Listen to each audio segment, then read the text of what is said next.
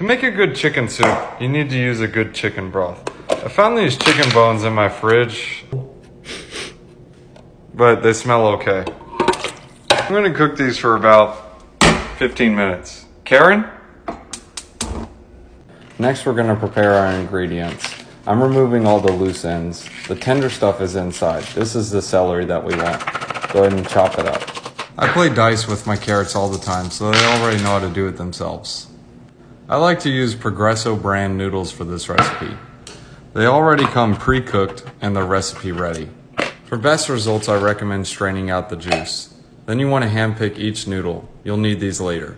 Next, we're going to go ahead and set our chicken on the side and get a new pot. I'm going to add 1 and 1/2 TSP of butter. Add in the celery and the carrots. Add some salt to the Carrot celery mix. After about 5 minutes, they should be tender and soft. It's best to use a spatula for this. Go ahead and remove the meat and set this on the side. You're going to need this later.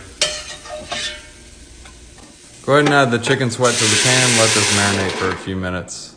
Next, you can go ahead and add in your noodles and your chicken. Done. The soup tastes great alone, but you can even add it on top of a salad to make it a super salad. Wisdom one-liner time. 13:1.